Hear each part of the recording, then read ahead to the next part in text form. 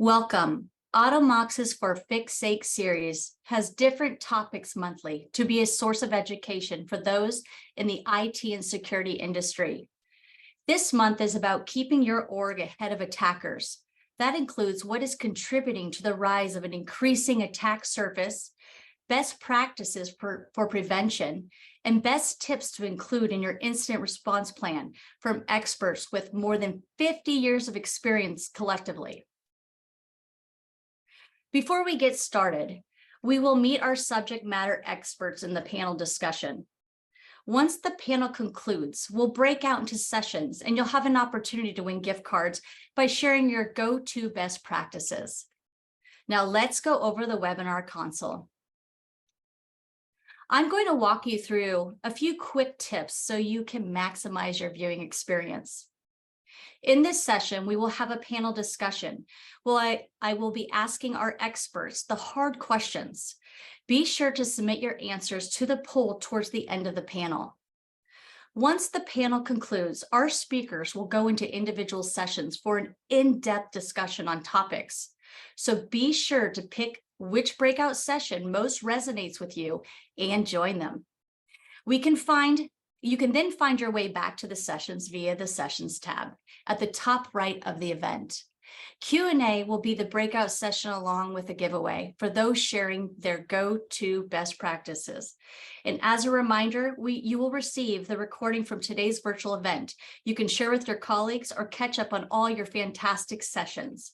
All right, let's get started. I am your host and VP of Engineering here at Automox, Cecily Johnson. With 23 years of experience in tech, my focus is enabling Automox engineers to design, develop, and deliver our end product. This is coupled with a specialty enabling B2B, B2C solutions, and service delivery for our customers. It is my pleasure today to introduce both Felicia and Jim. Felicia, can you tell me a little bit about yourself? Oh yeah, I've been in the IT security game since the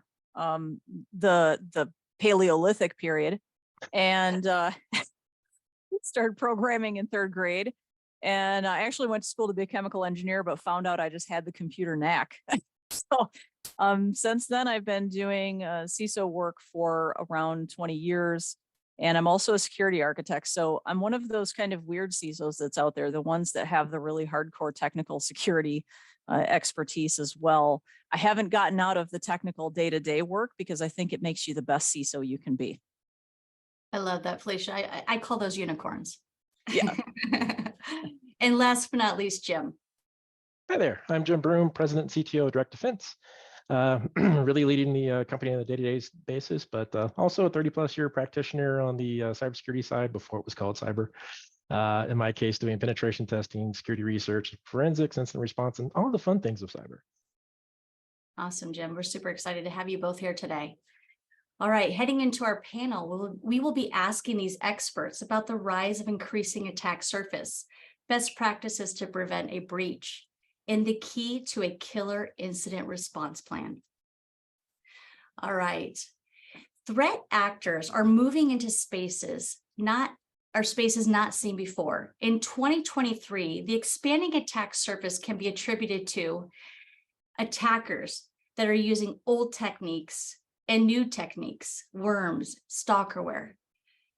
Google Project Zero, case point, 50% of zero-day exploits used in the wild in the first half of 2022 were variants of previously patched bugs.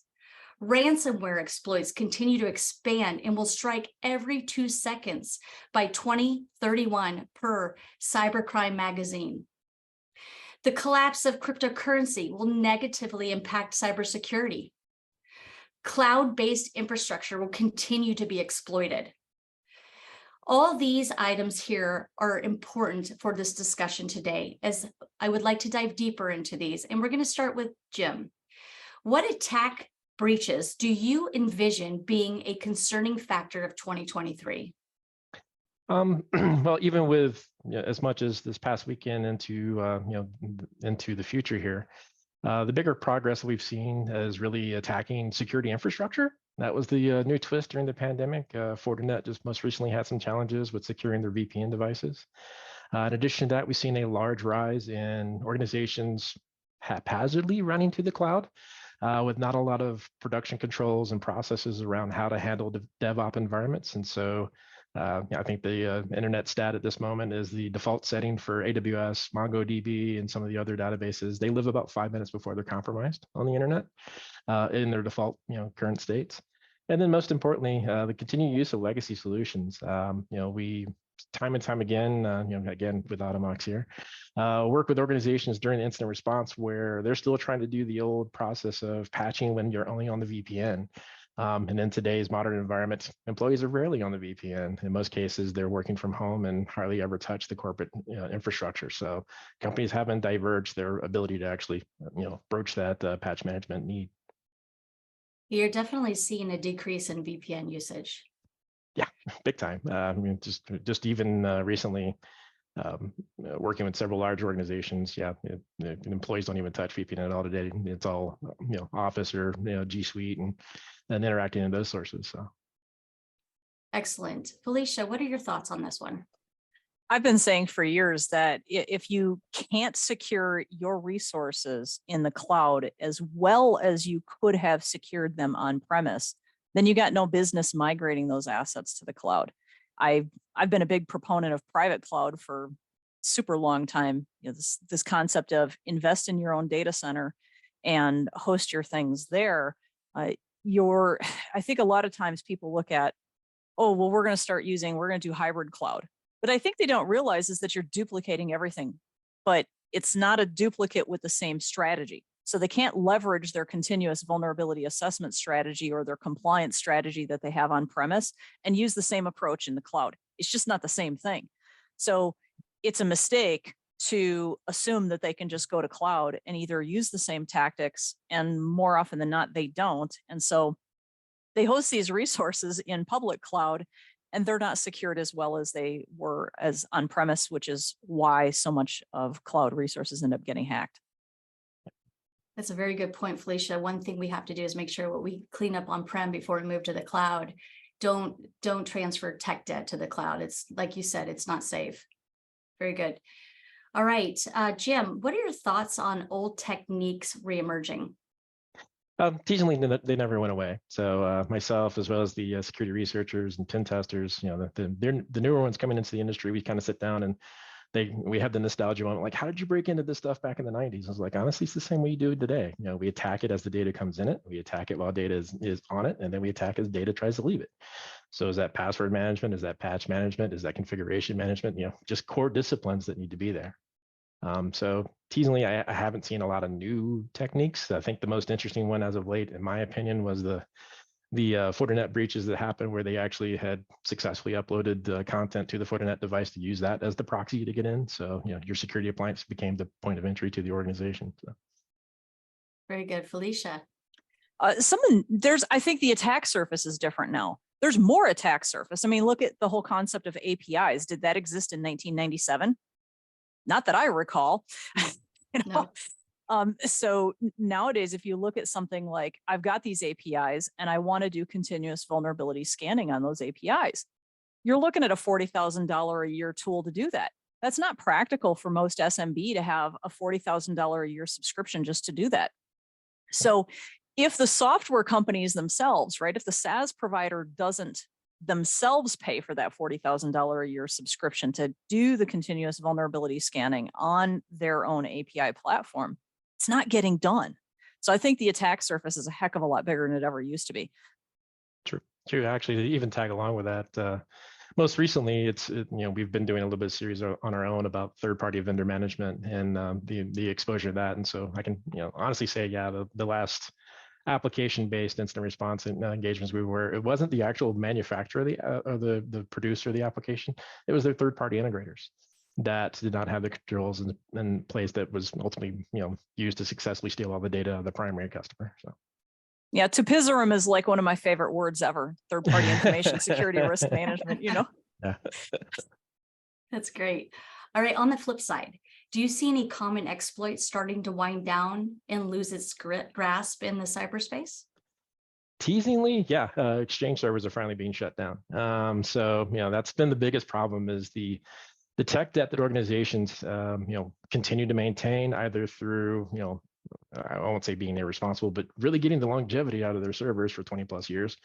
That's been a bigger challenge for most organizations to really get their hands on. From being an incident responder, practitioner, helping organizations that are in the middle of a major event, everything's down and dead, and then literally having to go fumble through the file case of when's the last time I had an installer for a modern antivirus that would work on Windows 2008, 2003, or embedded XP7, or those type of operating systems. It is a conscious decision or it should be a conscious decision by the business owners to continue supporting that tech debt. Very good. Yes, it should be a conscious decision, but it's usually not.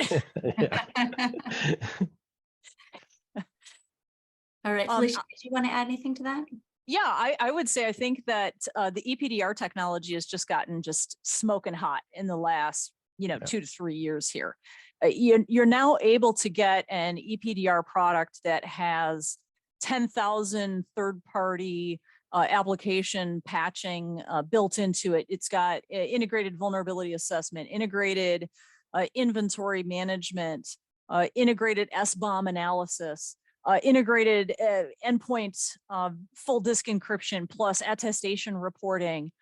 Just so many things you can do now. Zero trust threat protection, application control, sandboxing. So that's really what I've seen has been a tectonic shift, is as the attack surface moved not to the perimeter, but really, to the endpoint itself. You've got people running around with these devices everywhere, and we need that hard shell sitting at that endpoint level. And now with the improved EPDR platforms on the market, we can actually execute that. Although I do think that there's a real paradigm problem that a lot of organizations have, where they have selected, they're trying to do it with 6 products instead of finding one product that can do it all. I like that. I like that a lot. Definitely. And that's where we're going towards, is an all-in-one autonomous product. That's beautiful. All right, we're going to go ahead and dive into our second panel topic, which is best practices to prevent a breach. We are seeing bad actors continue to jump on recently announced vulnerabilities faster than ITs can keep up. It's pretty scary.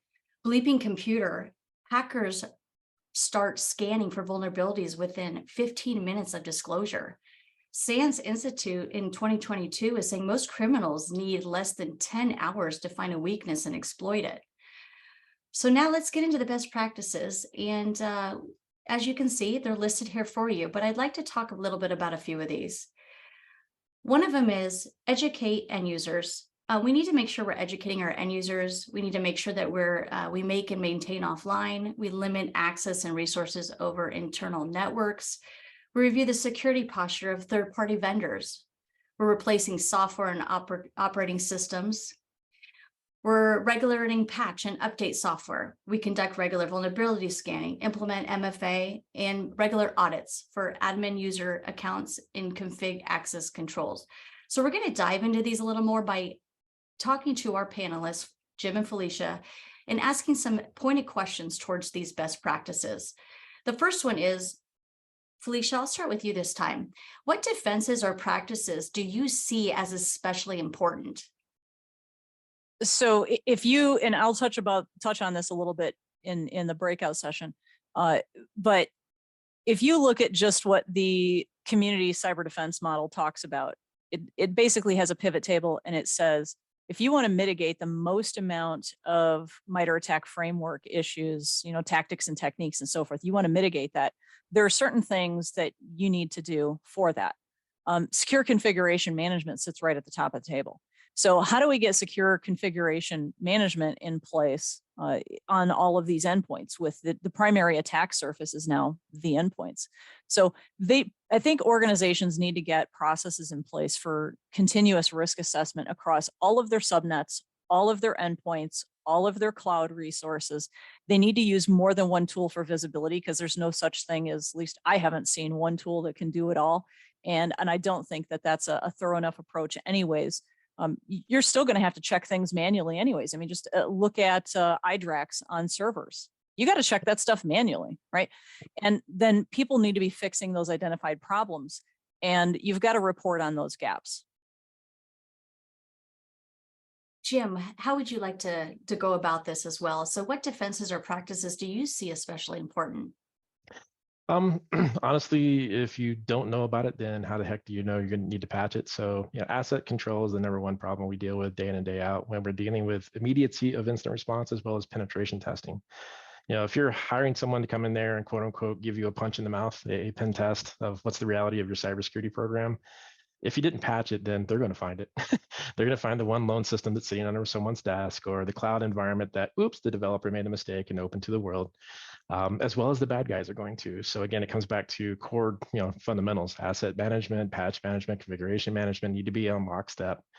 And then secondarily is really just kind of, pivoting to the user base. Thankfully, we finally got MFA as a standard most people are finally adopting and getting out there in place for multi-factor authentication.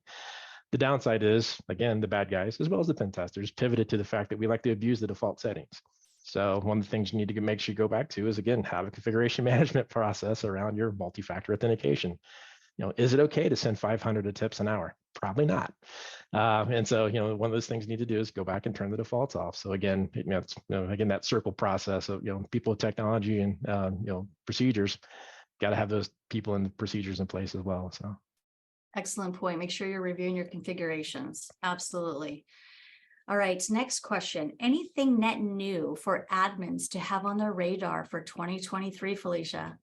Yeah, I mean, two things come to mind. The first is interesting, probably a duplicate of what Jim just said, which is that, you can't secure what you don't have an asset inventory for. And the fact that most organizations do a really very poor job at asset inventory, that's just fundamental 101. I would encourage everybody out there to go get Asset Tiger. It's free. They could get Snipe IT. It's free. There's just no justification for having horrible asset management when you can do this stuff for free. Even asset tags themselves are, cheap, and you just can't secure what you don't know you have.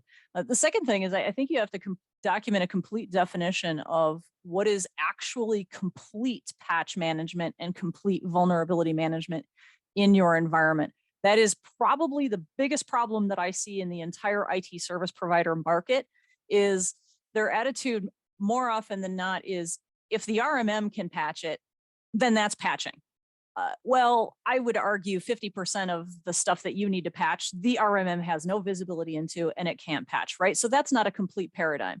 What are you doing about patching the power supply firmware on your servers? Yeah, that's a thing, right? That's a thing. So how are you inventorying that? So I think they've got real paradigm problems. They got to define what does actual real complete vulnerability management and complete patch management look like. You're seeing a lot of organizations, basically, they're going back to basics, right? They're starting over. They're saying, okay, what do we need to do to make sure we're accomplishing these things? So it's a great time to do it, and it needs to be done today. So Jim, what are your thoughts on this? Yeah, pretty much in the same. Actually, not to segue too far off of it, but once we get past, prevention didn't work. When dealing with in the middle of an incident response, old school still applies. If you ever served in, the military and all those things, you had your standard operating manual and a 3-ring binder hanging up on the wall. That still comes into play. I can't tell you how many times we've gone through incident responses, and unfortunately, the network is dead. And literally no one knows, where was the asset list? It was on, XYZ server that's currently locked up. I was like, well, great. Where's the interoperability mapping? So we know which boxes to bring back online first. That was also on the file share that's currently locked up as well. So, old school methods. Ironically, the last 2 spot checks I did with an insurance partner of ours that has us come and do the technical review, literally everyone's like, brand new. This was like it was a novelty to bring back the 3-ring binder. So Yeah, getting back to practical. You're definitely saying, yeah, there's, it could be in that file cabinet on the ground floor, on the floor, right? So absolutely. Yeah, let me tag off of something that Jim just said here. I think it's crucially important that people do tabletop exercises of their recovery scenario. So frequently, it's like, we don't have access to our password manager anymore. So like some of these password managers don't work when you don't have an internet connection. If your network is down, you don't have an internet connection. So, they really got to you got to get in there and do your actual scenarios with a real full-on tabletop simulation, or you're not going to find out where your fundamentals are busted. Right. And thanks for the Absolutely. segue, because I actually talked about that in my session too. So And redundancy is important too, right? To make sure Yep. that you're not a single point of failure. exactly. All right, let's jump into the last question here. Any new tactics or tools that you're using in your environment that have been especially beneficial? Oh yeah. I mean, I love Zabbix. I mean, first off, Zabbix is free and it monitors the heck out of stuff, and you can do automated remediation. So hello, free. SaltStack is another one of those free. You know, if you're trying to do secure configuration management and you think you've got the technical chops to do the programming, SaltStack can do it. There are some limitations in the product. It's not good for really large teams. It's kind of limited to the thing where you've got 3 God level access people and that's it. So if you need more granular controls than that, then find a different product. But it's free.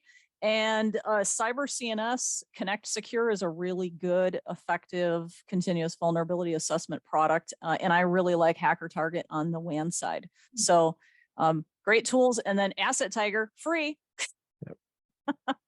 I love it. Great. Awesome. Jim, you good? Anything you want to add? Yeah, actually, well, I mean, just to tag it back to our host here as well, as hey, we do recommend out of box as well when we go into Out-of-box. organizations. Yep. Absolutely. Especially those that have significant amount of tech debt. When we're in there trying to bring the organization back online as securely as possible, and you're looking at millions of vulns, it's kind of nice to say, hey, we can install a piece of software that's going to knock this down by half in the next 24 hours if you just let it run. So, yeah. Excellent. Thank you very much. All right, next, we're going to go into our third and final panel topic. Even with all of your prep work and defense work, a breach could still occur. When a bad actor has broken through defenses, what can you do beforehand to help triage and mitigate the exploit? The first 72 hours of an incident response is critical to taming cyber attack chaos. Per Dark Reading, and I'd also like to stand behind that, it is critical. So preparing is a must. Developing a playbook for teams, processes for analyzing and recovering actions is the first step to addressing and responding to the breach itself. Identifying and delegating roles prior to a breach will enable quick results and also threat when all the players are identified early. Response plans should go beyond incident management and eradication of threat, but also steps to reinstating of what they lost, i.e. a compromised system, to return to normal business functions. Post-breach, ensure you conduct a retro. Retros are so key. An analysis of your team's response. How quickly did they respond? Did all the players, were they all available? How do you improve next time and avoid the breach in the first place? This is what we're going to talk about now. And I'm really excited about this one because this is true to my past. So do you see incident response plans as a business imperative? We'll start with you this time, Jim. Heck yes. Literally, it needs to be all parties in that room having that conversation. Once the basic plan from the IT is and infrastructure groups are kind of outlined, you need to literally have a real world sit down with the board, at least the CFO and those that are required to actually have the fiduciary aspect of maintaining these environments, and be candid. I can't tell you how many times in postmortems we've had conversations where the expectations of the executives didn't match the reality that they currently invested in. There was a significant amount of delta, aka budget wasn't allocated for the right things. And then secondarily is really making sure it's actually tested. Felicia hit the nail on the head. Tabletop. Good news is the insurance providers and other underwriters now are starting to provide those for free. I will tell you to make sure you mix it up with people that are also practitioners, because as an example, we throw you with real life wrinkles that happened to us and things that we had to tap dance around and figure out ways and to move forward. And so, short answer is yeah, it's instant response, business continuity, disaster recovery is a real thing. I have the dubious honor of going through everything short of tsunami and locusts. So I've done volcanic eruption, I've done flooding, I've done hurricanes, I've done tornadoes. So we can talk about the cyber realm and how ransomware takes care, causes problems. At the same time, we can also talk about how a train went through the side of a data center one time, and kind of get into the real world, practicality of how do you actually restore a business and get it back online. Right. That's great. Felicia. So statistically, it is well established that the number one thing that you can do to reduce your risk is to actually have a tested, vetted, functional, practiced incident response plan. I mean, this isn't even up for debate at this point in time. There's so much statistical evidence for that. So, however, though, there's some caveats there. And, and I listed out those caveats. In a lot of cases, I find that organizations have an incident response plan, but they've never actually attached an incident commander. They don't have a relationship with a VCSO in advance. They don't have a pre-established incident response firm. They don't have a pre-established relationship with a breach attorney. The executive management team doesn't get involved. There's no committee established, so it's all about that. How serious is the organization about it? They need to be testing that annually. They probably quarterly need to be trying to do a tabletop simulation of a particular incident playbook. And then they need to have playbooks. Yep. Yep, exactly. I mean, just kind of give you a real world scenario of, we tease in an audience environment, which is, what's the most targeted operating system for ransomware? The answer is Windows, because it's the market leader and so forth. Very simple. So when you talk about backups and restoration, why does any of that need to run on a Windows system?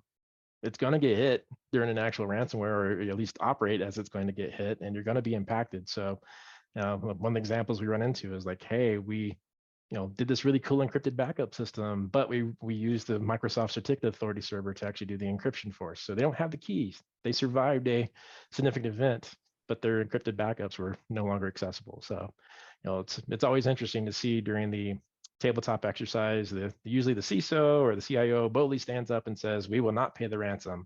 And then when you throw them with some real world scenarios of there is no backup, there is no viability in this business without having to have that conversation. Giving kind of good reality check during that scenario. So. Well, the Maersk incident really brought that whole thing to light. Exactly. I mean, at a global shining level, where they had made the ability to recover their backups dependent upon the accessibility of Active Directory. But whoopsie, all the domain controllers got whacked except for the one that was by a miracle of God, not accessible at the time because the data center in India had no power. Right. Yep. Yeah. So I hear a lot about backups, playbooks, right? We need to have a backup of our playbook as well. So something to keep in mind, always have a backup of your playbook. And a printed copy. That's what I mean, print it out. All right, next question. What do you think about incident response plans today? And where are they lacking? We've touched on this. They're not tested. There's no tabletops being done. There's no playbooks. And I think that the biggest thing that an organization can do is just say, look, we're going to spend $5,000 a month worth of effort on Kaizen, information security Kaizen, and then get a schedule together. And by the way, from a legal defensibility perspective, this really bolsters you significantly. I've talked to some plaintiffs' attorneys, and they're like, well, the number one thing that defeats their attacks in a lawsuit is when the organization had a plan, an implementation plan for the correction of their deficiencies, and they have an incident commander, they've got a relationship with a VCSO. So they're actually got defensibility from a legal perspective because they're trying to make things better.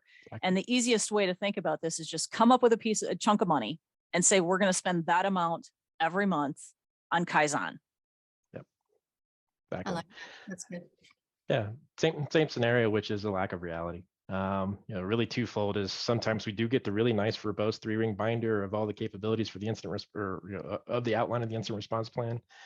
But when you candidly start poking holes in, it's like, great, how much of this are you prepared to actually do yourselves, or how much of this is a third party? And the reality check in that is like they can maybe do 50% of what's currently documented. And so you start like, where's the 1-800 numbers to get the, where's the bat phone to get the help that you need to do the other 50% of this. And then the secondary part is, testing. Again, take the various components you need to get back online and break them, turn things off, see what happens. When was the last time that the offsite backup actually left? What's the gap in that? And be very frank with the CIO and CFO during those conversations, because their realm of reality, especially in a publicly traded company, if this is end of quarter, end of month, end of year, some CFOs can't have more than a 4-hour gap in their data and properly report. So Absolutely. if the last time you had an offsite backup was a month ago, we're going to have some, serious conversations here about how we're going to get that gap, covered. So again, it's just a lack of reality, and making sure they're actually, tested and vetted inside of an organization in a polite and social manner. Yeah, and I think that ties into disaster recovery testing, right? It's important to do that. Okay, so before we get into the poll and then our sessions, I do have one more question for the both of you. Can you share examples of proactive steps organizations can take now to help alleviate, the impact of a breach that may occur in the future? I think it's about those relationships. Do you have your selected forensic incident response partner? Do you have your selected vCISO? Do you have your breach attorney selected? Have you figured out who's playing what role and responsibility at what point in time? Because whatever poo-poo happens, you got to respond fast. And I'm involved with, really large organizations, and it's shocking how they've got 500 employees and then they've got these really big external vendors. But until I came along, nobody actually asked the question that said, what are you doing in advance to be prepared to establish your breach notification list?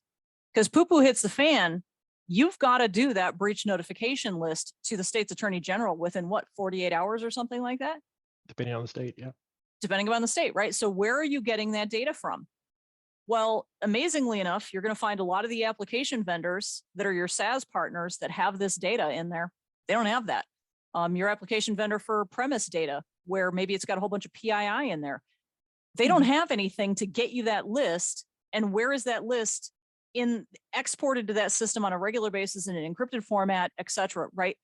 It's astonishing to me how many of these supposed, high-end professionals you can get involved, and they're still not asking that one fundamental question. That's why I say, get your team together. You got to get your dream team together. You got to have your DFIR, your breach attorney, your CISO. You've got to have your hardcore technical team. Get enough people together and just keep tabletopping that, and you're going to find out where your weaknesses are. Yep, exactly. And just kind of tag along with that is, besides having your dream team in place, make sure you actually have your standard and articulate your standard when you're dealing your third-party vendor management. If you're going to do business with me, you must meet my standards. And so my standards are the following, and lay them out. In some cases, you get really surprised, and that third-party vendor has actually got better standards than you do. In many cases, the answer is no. And so much like Felicia is, highlighting there is, they haven't even thought about how they're going to do breach notification. I have. Here's my templates. Here's everything else I need to actually be able to get those out as quick as possible. So, yeah. Very good. So get your dream team together, practice with those tabletop exercises, make sure that you have backups and that you're responding and you have the right tools in place.